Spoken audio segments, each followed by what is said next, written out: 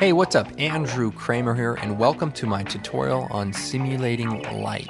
Here's what we're going to be creating. I have this shot of our action star firing a gun, and we've added the muzzle flash using the Action Movie Essentials collection found at videocopilot.net.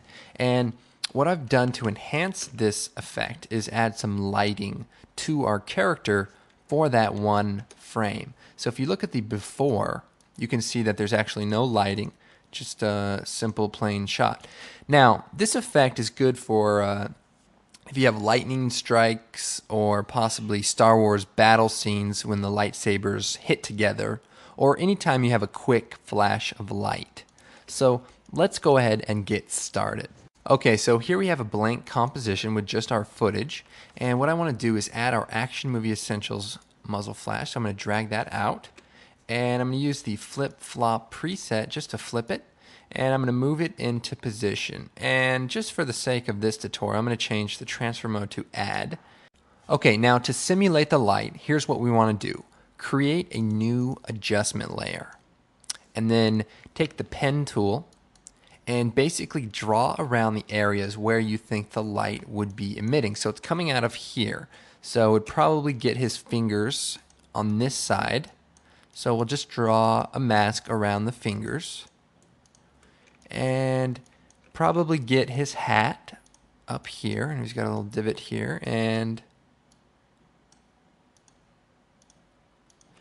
also we want to do his face.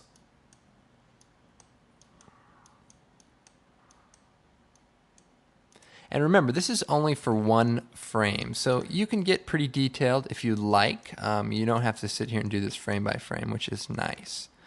And, maybe just a little bit down here on his jacket, possibly on his sleeve. Okay, so we've drawn around the outlines where we want to brighten. So what we need to do is choose Effect, Color Correction, Levels. Since this is an adjustment layer, if we apply this levels to this area, only the portion that we have selected with masks is now going to be affected. First thing I'm going to do is take off the Show Masks and just bring the input white up.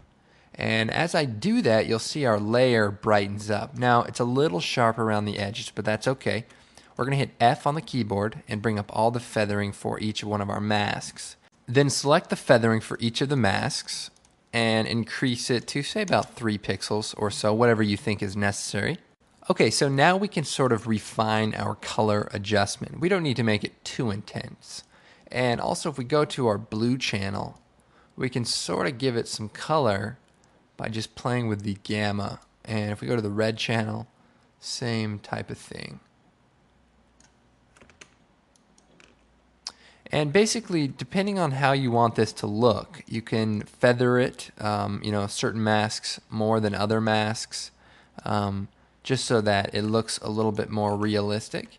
And just play around with the input white to show how much you want to, brighten up each point. So the trick now is we only want this to cover one frame. So you want to trim this down to just one single frame. You can Alt begin and end bracket, and that will do it for you. Okay, so that looks pretty good. And another thing we could do too is add some light to this tree post. And what we'll do is just with that adjustment layer selected, just take the pen tool and draw around the part which would possibly be lit up.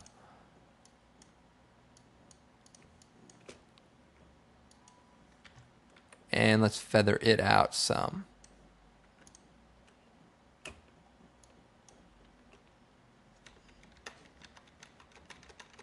Anyway, I hope you found this tutorial useful. For more information about using Action Movie Essentials, check out videocopilot.net. And there's a demo tutorial that just kind of highlights using Action Movie Essentials with the blood elements as well as the muzzle flashes.